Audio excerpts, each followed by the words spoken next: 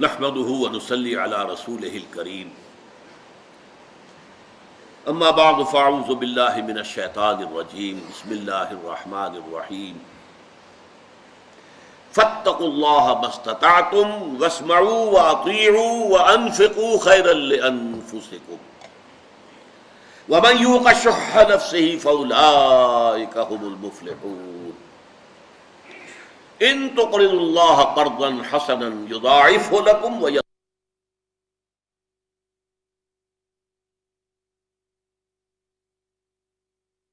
الحكيم صدق الله العظيم رب اشرح لي صدري ويسر لي امري واحلل عقدة من لساني يفقهوا قولي اللهم ربنا الهمنا رشدنا واعذنا من شرور انفسنا اللهم ارنا الحق حقا وارزقنا اتباعه وارنا الباطل باطلا وارزقنا اجتنابه آمین یا رب العالمین۔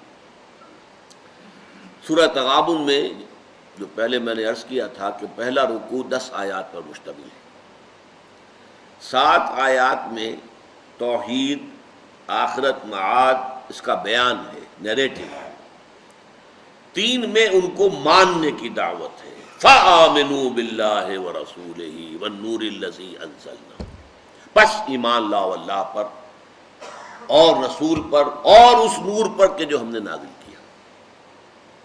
بعین ہی یہی تقسیم ہے دوسرے رکوع میں۔ 5 آیتوں میں ایمان کے نتائج، ثمرات، عواقب، ایک انڈیویجول کی حیثیت سے بھی اور دنیا میں مال و اسباب کے اندر گھرے ہوئے ہونے اور رشتہ داریوں کے اندر جکڑے ہوئے ہونے کے اعتبار سے بھی ایمان کے نتیجے میں نقطہ نظر میں کیا تبدیلی آنی چاہیے وہ ہم پڑھ چکے ہیں۔ اب کہا فاتقوا اللہ ما استطعتم، اب یہاں فا کا کلمہ پھر آ گیا، بس یعنی یہ تو حقائق ہیں، ان کو تم تبدیل نہیں کر سکتے، یہ حقائق ہیں، اپنی جگہ ہے، تمہاری عافیت اس میں ہے کہ اب اس کے مطابق عمل کرو۔ پہلی بات فاتقوا اللہ ما استطعتم، بس اللہ کا تقوی اختیار کرو جتنا بھی تمہارے حد امکان میں۔ تقوی کسے کہتے ہیں؟ ہمارے منتخب نصاب میں یہ لفظ ایک اصطلاح کے طور پر پہلی دفعہ آ رہا ہے۔ وقا یقی، وہ کہتے ہیں بچنا، بچانا، اسی سے بنا ہے وقنا عذاب النار، اے اللہ ہمیں بچا لے آگ کے عذاب سے۔ اس میں باب تفاعل بنتا ہے ابتقاء، واو اور تے جمع ہو جاتے ہیں تو اتقاء، اتقاء کے معنی ہے بچنا، وقا بچانا، اتقاء خود بچنا۔ بدقسمتی سے اس کا جو ترجمہ ہمارے ہاں عام طور پر اردو تراجم میں ہے وہ ڈرو، اللہ سے ڈرو، یہ ترجمہ اچھا نہیں ہے، میں غلط نہیں کہتا، اچھا نہیں ہے۔ اللہ تعالیٰ کوئی خوفناک ہستی نہیں ہے، وہ تو رحیم ہے، ودود ہے، اللہ تعالیٰ بندوں سے محبت کرتا ہے، الخلق و عیال اللہ، تمام مخلوقات اس کے کنبے کے مانند ہیں، لہذا وہ کوئی خوفناک شے نہیں ہے کہ ڈرا جائے۔ یہ ڈر کس طرح کا ہے؟ جیسے ایک سعادت مند بیٹا ڈرتا ہے کہ والد ناراض نہ ہو جائے، میں اپنے والد کے احساسات کو ٹھیس نہ پہنچا دوں، میرے والدین نے مجھ سے یہ توقعات وابستہ کر رکھی ہے، کہیں ایسا نہ ہو کہ میں ان کی امیدوں پر پانی پھیر دوں۔ یہ ڈر، یہ خوف، اس معنی میں اللہ کا ڈر بھی اگر لفظ استعمال کیا جائے تو غلط نہیں ہے، لیکن اصل میں اس کے معنی ہے اللہ کی نافرمانی سے بچنا۔ اللہ کی نافرمانی سے بچو گے تو اللہ کے عذاب سے بچو گے، آخرت میں اللہ تعالیٰ کے عذاب سے جہنم سے بچ جاؤ گے۔ اس کے ضمن میں بہترین تعبیر جو ہے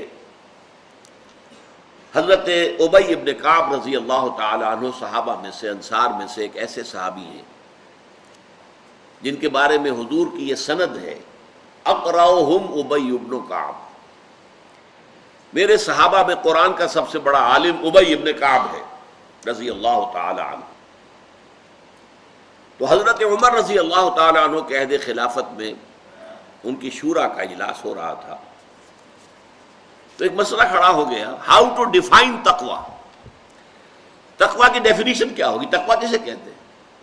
معین الفاظ میں تقوی کا مفہوم کیا ہے؟ تو بہت سے لوگوں نے اپنی اپنی رائے دی. حضرت عمر نے خاص طور پر، ابی بن کعب خاموش رہے تھے، ان سے کہا ابی آپ فرمائیں. اب انہوں نے مثال دی کہ امیر المومنین، آپ جانتے ہیں کہ اگر کسی شخص کو کسی ایسے جنگل میں سے گزرنا پڑے جہاں خاردار جھاڑیاں ہوں، اوپر درخت ہیں نیچے جھاڑیاں ہیں. اب یہ میں اضافہ کر رہا ہوں، جھاڑیوں میں سانپ ہیں کیا نہیں ہے، پھر کوئی پگڈنڈی نہیں ہے، کوئی راستہ بنا ہوا نہیں ہے، جانا ہے آپ کو، گزرنا ہے. کچھ پتہ نہیں کہ کہیں پاؤں آپ رکھیں اور وہاں گھاس کے اندر جو ہے سانپ کنڈلی مارے بیٹھا اور وہ آپ کو ڈس لے. اور آپ نے دیکھا ہوگا کانگو کا طاس اور ایمیزن کا طاس، وہاں تو درختوں سے سانپ لٹکے ہوئے ہوتے. تو ایسے میں کیسے آدمی پھونک پھونک کر قدم رکھتا ہے، ہر طرف سے چوکس ہو کر، چوکنا ہو کر، کہیں میرا کپڑا کہیں کسی جھاڑی میں الجھ نہ جائے، کہیں میں کسی ایسی گھاس، لمبی گھاس کے اندر پاؤں نہ رکھ دوں کہ جس میں ہو سکتا ہے یا کسی موذی جانور کے بل میں میرا پاؤں چلا جائے، یا یہ کہ کوئی سانپ جو ہے. تو جس طریقے سے احتیاط سے آدمی گزرتا ہے، اس کا نام تقوی ہے.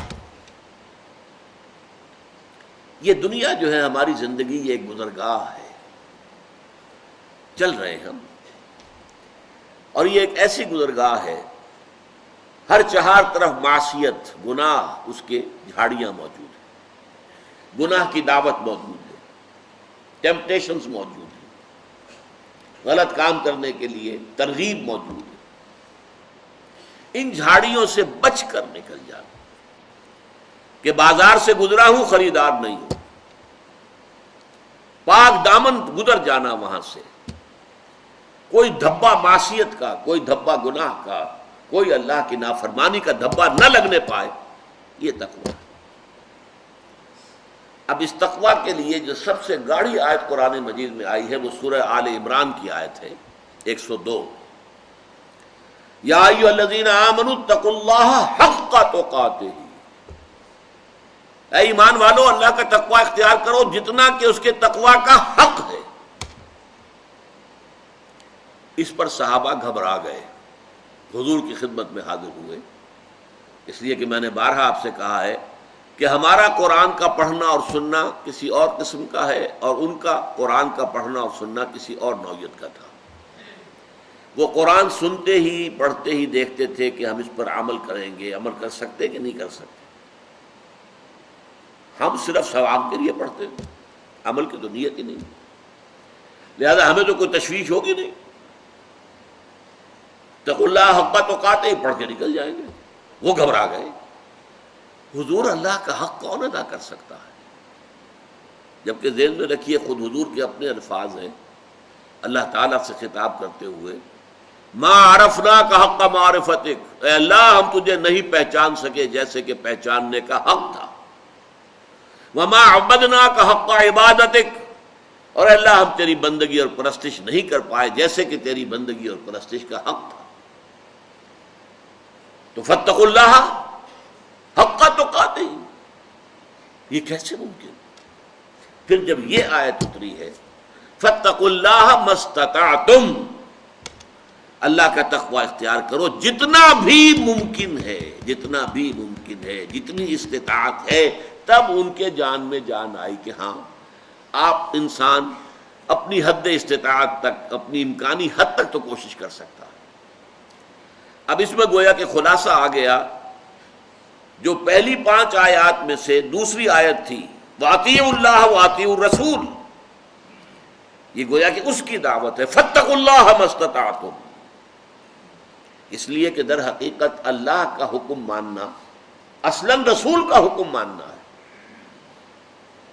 نظری اعتبار سے تھیوریٹیکلی اطاعت اللہ کی ہے، عملی اعتبار سے پریکٹیکلی اطاعت رسول کی ہے. اللہ کا حکم بھی تو ہمیں رسول کی معرفت ملا ہے. تو اطاعت رسول ذریعہ ہے اطاعت خدا بندی. وَمَن يُطِعِ الرَّسُولَ فَقَدْ أَطَاعَ اللَّهَ، جو رسول کی اطاعت کی جس نے اس نے در حقیقت اللہ کی اطاعت کی. وَمَا أَرْسَلْنَا مِن رَّسُولٍ إِلَّا لِيُطَاعَ بِإِذْنِ اللَّهِ، اور ہم نے نہیں بھیجا کسی بھی رسول کو مگر اس لیے کہ اللہ کے اذن سے اس کی اطاعت کی جائے. تو فَاتَّقُوا اللَّهَ مَا اسْتَطَعْتُمْ، اس کے بعد فرمایا وَاسْمَعُوا وَأَطِیعُوا، سنو اور اطاعت کرو. یہ سنو اور اطاعت کرو سے مراد کیا ہے؟ یہ چونکہ قرآن مجید میں یہ دو لفظ جڑ کر آتے ہیں، اذ قلتم سمعنا واطعنا. جب حضور نے بیعت لی تھی،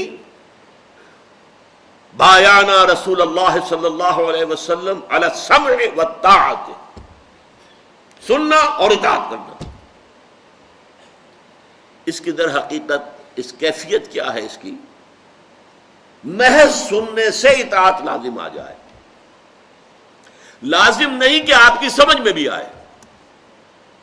ایک یہ ہے کہ میں سوچوں گا، غور کروں گا، اگر میں قائل ہو گیا کہ ہاں بات صحیح ہے تو میں اطاعت کروں گا. نو، پھر تو آپ اپنی عقل کی اطاعت کر رہے ہیں، پھر رسول کی اطاعت نہیں کر رہے ہیں. جو آپ کی سمجھ میں آئی اس کی اطاعت کر رہے ہیں، تو پھر آپ اپنی عقل، اپنی سمجھ، اپنے نفس کی اطاعت کر رہے ہیں، رسول کی نہیں. صرف سننا، فاسمعوا واطیعوا، سنو اور اطاعت کرو. یہی لفظ آتا ہے جو فوج کا ڈسپلن ہے، listen and obey,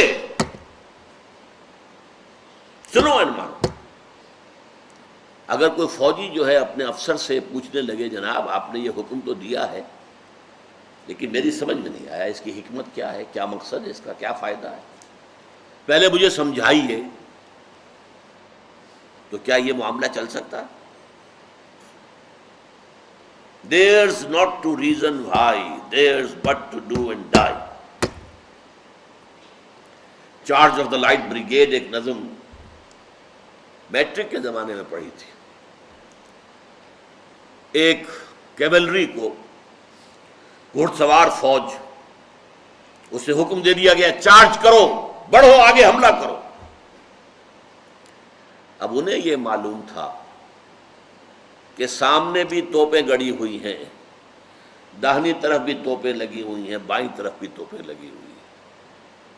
Canon to right of them, cannon to left of them, cannon in front of them, volleyed and thundered. یہ توپیں جو ہے توپ کے گولے برسا رہی ہیں بارش کے طریقے سے اور گرج رہی ہیں. اس حال میں حکم ہوا بڑھو اور چارج کرو. گویا کہ موت کے منہ میں جانے کا حکم ہے نا.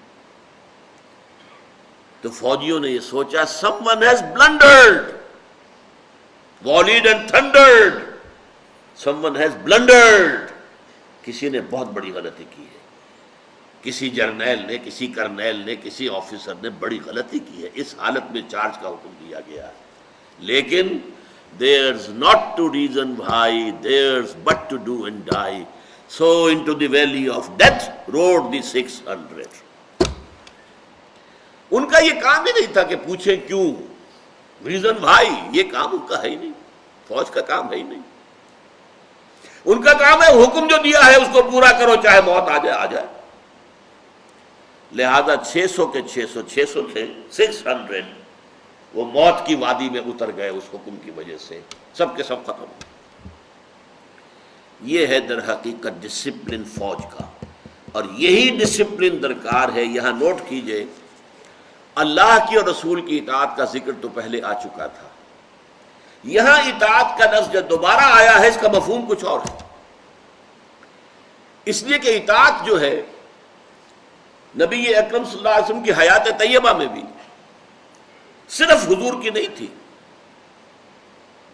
فرض کیجئے کہ ایک جنگ ہو رہی ہے، حضور تو کمانڈر ان چیف ہیں، اب ایک میمنہ ہے، داہنا بازو ہے، اس پر بھی تو کوئی کمانڈر ہے نا. ایک میسرہ ہے، بایاں بازو ہے، اس پر بھی کوئی کمانڈر ہے. کوئی بیک پر ہے، اس کا بھی کوئی کمانڈر ہے. کوئی ہراول ہے آگے چلنے والا، اس کا بھی کوئی کمانڈر ہے. ان کمانڈروں کا حکم نہیں مانیں گے تو کیسے چلے گا معاملہ؟ لہذا اٹس اے برانچنگ پروسیس.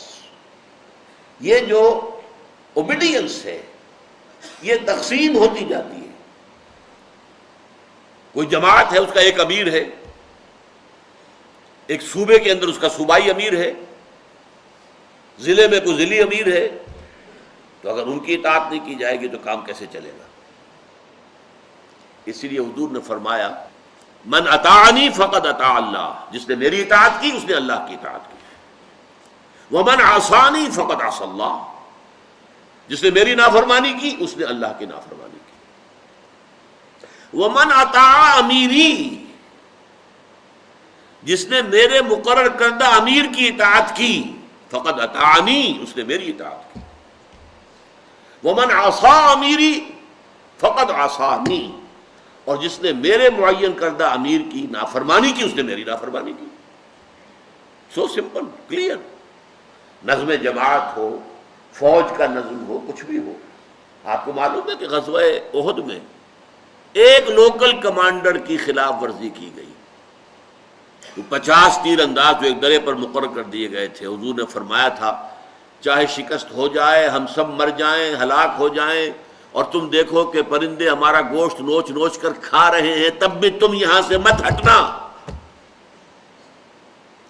ہوا یہ کہ فتح ہو گئی، کفار نے بھاگنا شروع کیا، مسلمان ان کا پیچھا کر رہے ہیں. یہاں اختلاف ہو گیا 50 میں. لوگوں نے کہا چلو، کمانڈر کہتے رہے عبداللہ ابن جحش رضی اللہ تعالی عنہ کہ نہیں، یہاں سے ہٹنے کی اجازت نہیں ہے.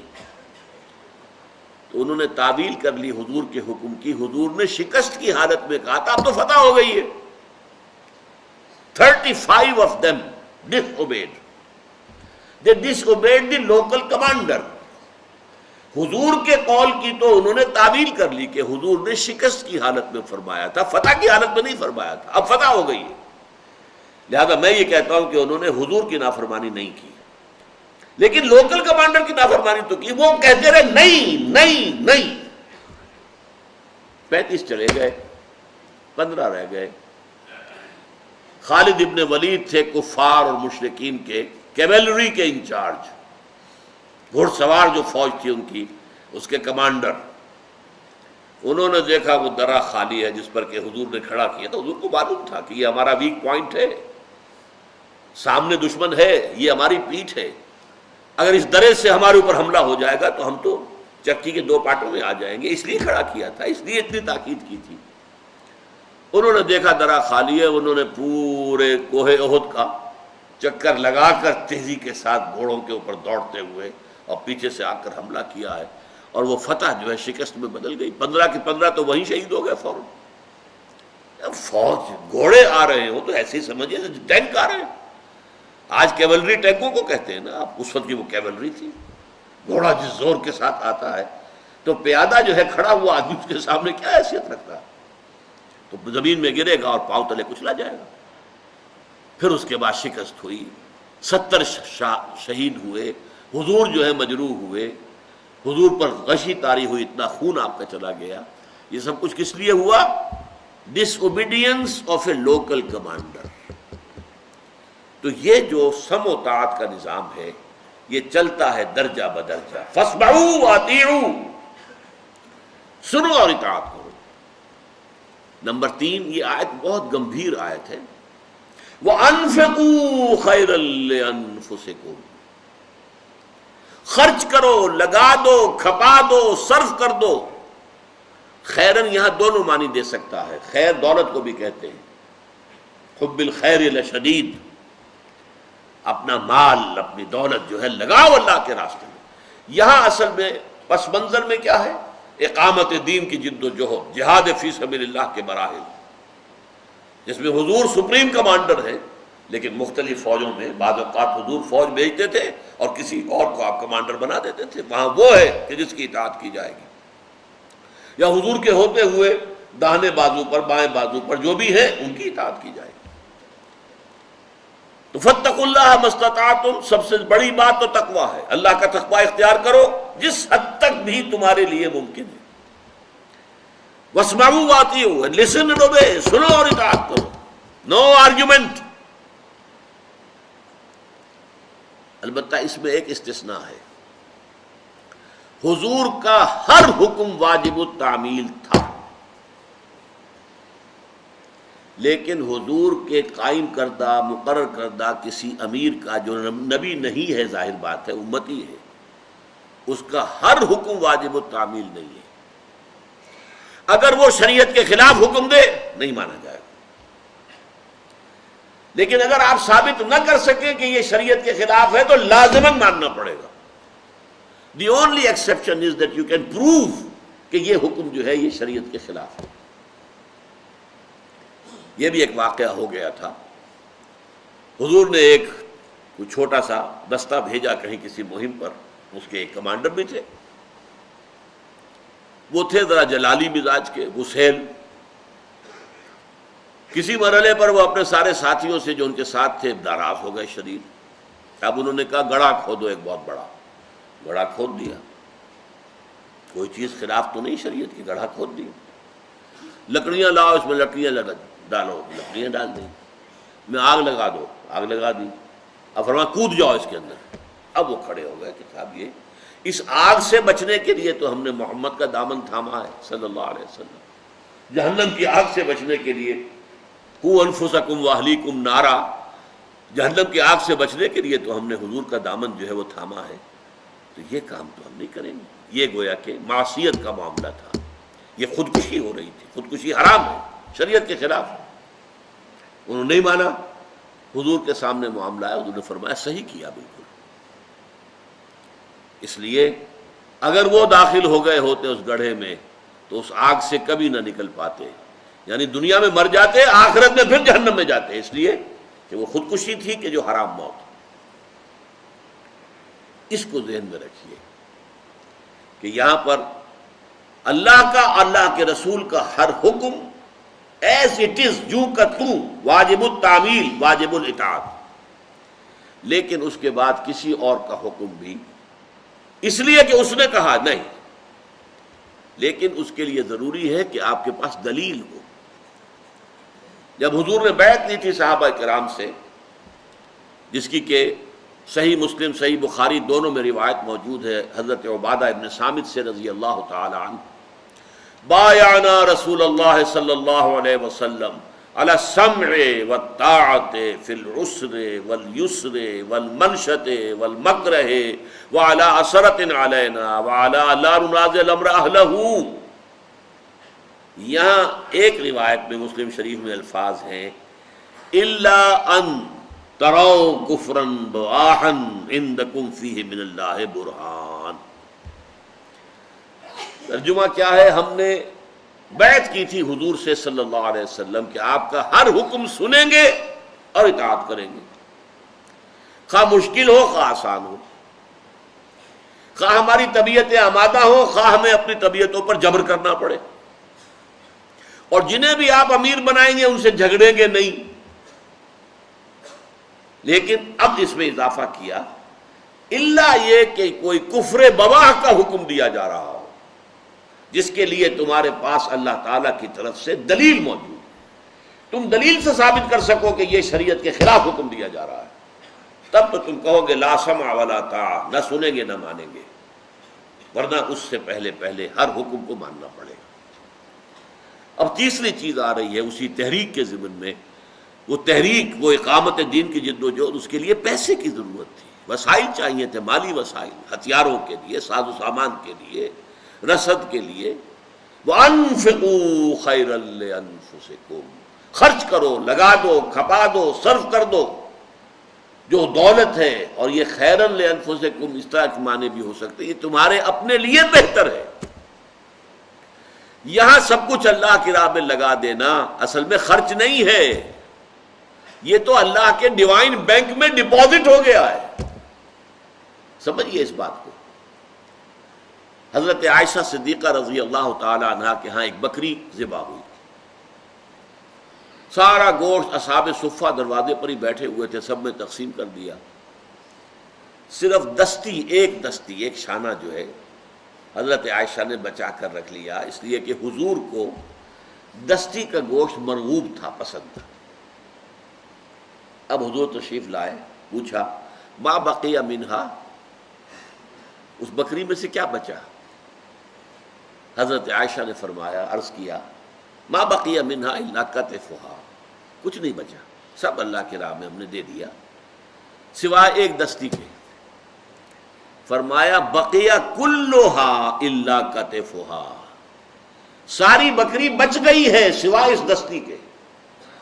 یہ دستی ہم کھا لیں گے، کنزیوم ہو گئی، ختم ہو گئی، اور جو اللہ کی راہ میں دے دیا گیا وہ بچت ہے، وہ بچت ہے، وہ بچت ہے۔ یہ نقطہ نظر کی تبدیلی ہے۔ آخرت پر یقین ہے تو یہ نتیجہ نکلے گا کہ اللہ کی راہ میں خرچ کرنا حقیقت میں بچت ہے، انویسٹمنٹ ہے۔ دنیا میں سود حرام ہے اور وہاں کا سود 100 گنا بھی جائز ہے۔ سورہ بقرہ میں فرمایا گیا ہے نا، ایک دانے کی مثال، مکئی کا ایک دانہ جو ہے زمین میں اگر وہ جڑ پکڑ لے، اس سے مکئی کا ایک پودا بنا اور اس میں سے 7 سٹے لگے ہوئے ہیں اور ہر سٹے میں 100 دانے ہیں، تو ایک دانے سے 700 دانے آ گئے نا۔ یہی مثال ہے جو مال اللہ کی راہ میں خرچ کیا جائے 700 گنا، بلکہ جس کو اللہ چاہے گا اور بھی بڑھا دے گا، اور بھی اضافہ کر دے گا۔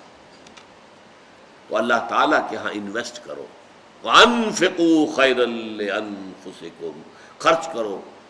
یہ تو چونکہ یہ جو المسبحات میں نے آپ کو تعارف کرایا تھا شروع میں، تو المسبحات میں سے یہ آخری صورت ہے جو ہم پڑھ رہے ہیں، لیکن ہمارے منتخب نصاب میں یہ پہلی ہے، ورنہ جب ہم باقی پڑھیں گے تو نظر آئے گا آپ کو کہ یہ انفاق پر بہت زور ہے ان صورتوں کے اندر۔ اس سے پہلی صورت سورہ منافقون، نفاق کے مرض کا علاج ہے انفاق۔ نفاق کا علاج انفاق، انفاق خرچ کرنا، لگا دینا، صرف کر دینا، دے دینا اللہ کی راہ میں۔ جتنا دو گے اتنا ہی نفاق جو ہے اندر سے دھلتا چلا جائے گا، صاف ہوتا چلا جائے گا۔ اس لیے کہ نفاق کا اصل سبب کیا ہے؟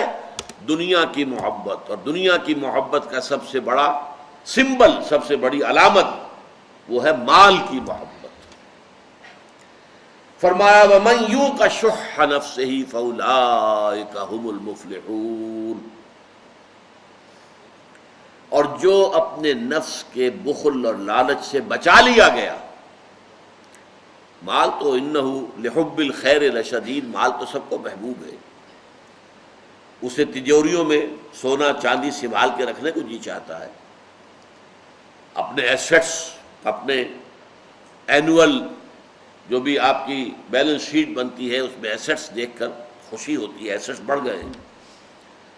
لیکن فرمایا یہ جو لالچ ہے، یہ جو مال کی محبت ہے، یہ جو تمہاری طبیعتوں کے اندر بخل ہے، اگر اس سے بچ جاؤ گے، بچا لیے جاؤ گے، وَمَن یُوقَ شُحَّ نَفْسِهِ، جو بچا لیا گیا اپنے نفس کے لالچ سے، اپنے نفس کے اندر بخل جو ہے اس سے، فَأُولَٰئِکَ هُمُ الْمُفْلِحُونَ، تو وہی لوگ ہیں کہ جو فلاح پانے والے ہیں، کامیاب ہونے والے ہیں۔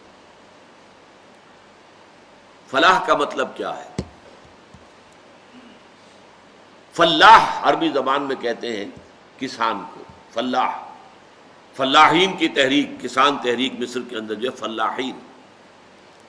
تو فلاح کسے کہتے ہیں؟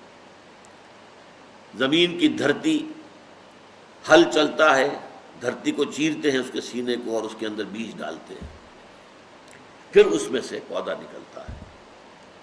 انسانی شخصیت جو ہے اس کی مثال بھی ایسی ہے۔ یہ در حقیقت اس خاکی وجود کے اندر ہمارا اصل روحانی وجود مضمر ہے۔ اس خاکی وجود کے خول کو پھاڑیں گے تو اندر سے روحانی وجود برآمد ہوگا۔ یہ ہے فلاح۔ روحانی شخصیت، انسان کی باطنی شخصیت، اس کا نشو و نما پانا، اس کا ترقی پانا۔ تو مفلحون جو لوگ کہ واقعتاً اپنی باطنی شخصیت، اپنی روحانی شخصیت کی ترقی اور اس کے میچور ہونے کا مقصد حاصل کر لیں گے، وہ وہی ہوں گے جو نفس کی، مال کی محبت سے بچا لیے جائیں۔ اب اس کے بعد فرمایا ان تقرضوا اللہ قرضا حسنا یضاعفہ لکم۔ میں نے عرض کیا تھا نا کہ یہ انفاق پر ان صورتوں میں بہت زور ہے۔ اگر تم اللہ کو قرض حسنہ دو گے تو اللہ تمہارے لیے دگنا چوگنا کرتا رہے گا. حالانکہ قرض حسنہ کسے کہتے ہیں دنیا میں؟ کہ آپ کوئی سود نہ لیں، اس پر کوئی اضافہ نہ چاہیں، اصل جو دیا ہے بس وہی واپسی کے امیدوار ہو، یہ قرض حسنہ ہے. قرض پر کوئی اضافہ ہے وہ سود ہے. کل قرض یجر منفعتا فہی ربا، جس قرض کے اوپر کوئی منفعت حاصل ہو گئی وہ ربا ہے. قرض حسن کیا ہے؟ بغیر کسی ربا، بغیر کسی سود، بغیر کسی اضافے کے صرف اصل جو زر ہے وہ واپس ملے. فَلَكُمْ رُؤُوسُ أَمْوَالِكُمْ سورہ بقرہ میں فرمایا تمہارے راس المال تمہیں واپس مل جائیں گے، سود ختم.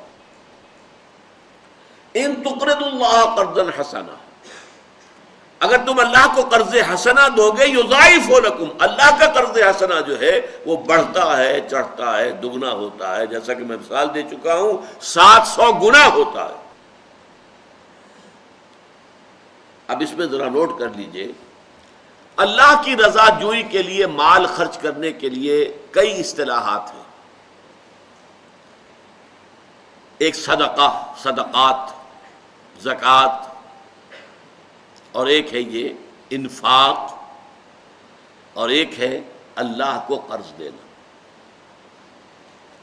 ان کے درمیان فرق کیا ہے؟ زکوٰۃ اور صدقات، ان دونوں کا اصل مقصد ہے غرباء، یتامى، مساکین، بیواؤں، حاجت مندوں، بیماروں، قرض مقروض لوگوں، ان کی مدد کرنا.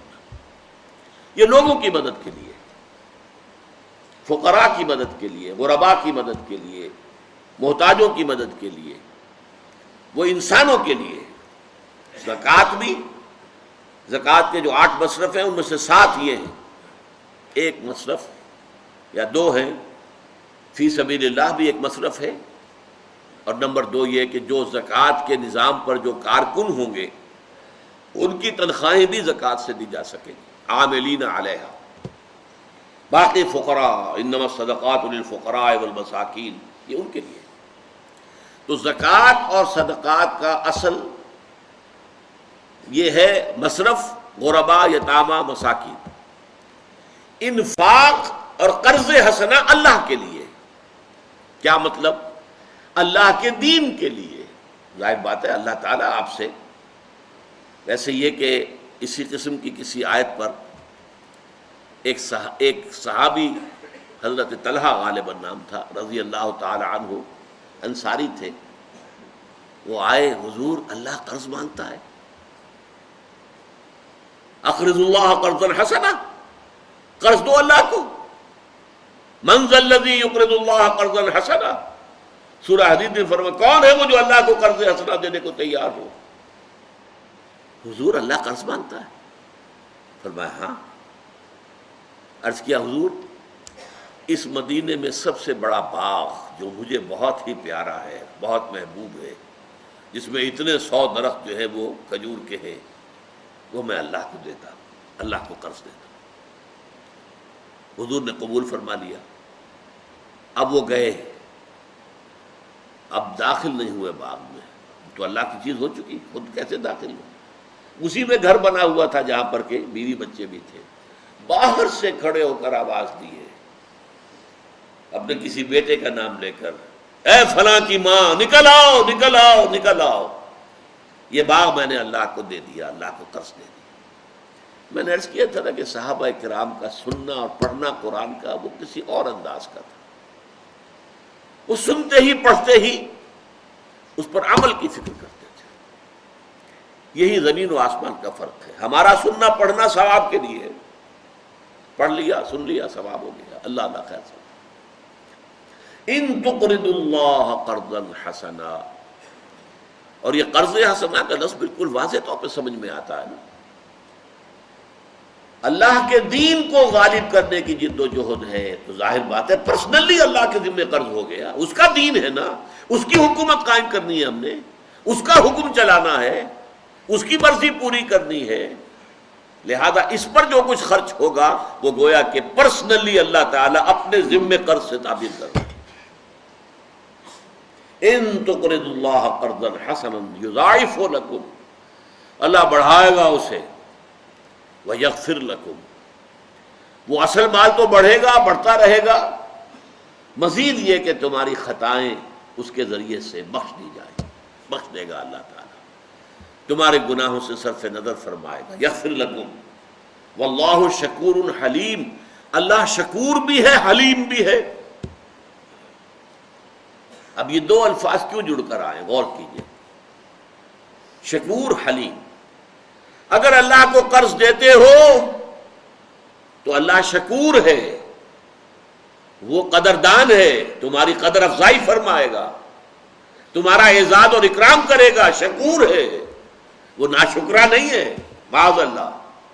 اور نہیں دیتے تو وہ حلیم ہے، فوراً نہیں پکڑ لے گا تمہیں، فوراً تمہاری گردن نہیں ناپ دے گا، حالانکہ وہ آنے واحد میں تمہاری ساری دولت جو ہے اس کو ختم کر سکتا ہے، لیکن حلیم ہے، تمہیں مہلت دے گا، تمہیں موقع دے گا، تم سوچو، غور کرو، اپنے طرز عمل کو بدلو۔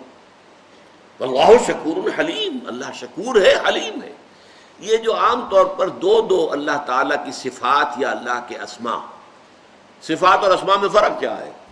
الف لام لگ جائے گا تو وہ اللہ کا نام بن جائے گا، الف لام کے بغیر نکرہ کی حالت میں آئے گا تو وہ صفت ہے۔ الحلیم اللہ کا نام ہو جائے گا، الشکور اللہ کا نام ہو جائے گا، حلیم شکور نکرہ ہے، یہ اللہ کی صفات ہے۔ عالم الغیب والشہادہ، وہ جاننے والا ہے کھلے کا بھی چھپے کا بھی، جو تمہاری نگاہوں سے پوشیدہ ہے اس کا بھی جاننے والا، اور جو تمہاری نگاہوں کے سامنے ہے اس کا بھی جاننے والا۔ یہ نوٹ کر لیجئے میں نے کیوں کہا تمہاری نگاہوں کے سامنے۔ یہ غیب کا لفظ جو آتا ہے یہ ہمارے اعتبار سے، اللہ کے لیے کوئی شے غیب ہے ہی نہیں، اللہ کے تو آنے واحد میں ہر شے اس کے سامنے موجود ہے، غیب کا کیا تصور؟ یہ ریلیٹو ٹرم جو ہے غیب، یہ ہمارے اعتبار سے، فرشتہ ہمارے لیے غیب کی شے ہے، جنت ہمارے لیے غیب کی شے ہے، دوزخ ہمارے لیے غیب کی شے ہے، یہ غیب ہے۔ خود ذات باری تعالیٰ سب سے بڑا غیب ہے ہمارے لیے، یہ غیب ہے۔ اللہ کے سامنے ہر شے آنے واحد میں، ماضی حال اور مستقبل پورا کا پورا احاطہ کیے ہوئے اللہ کا علم جو ہے ہر آن مکمل ہے۔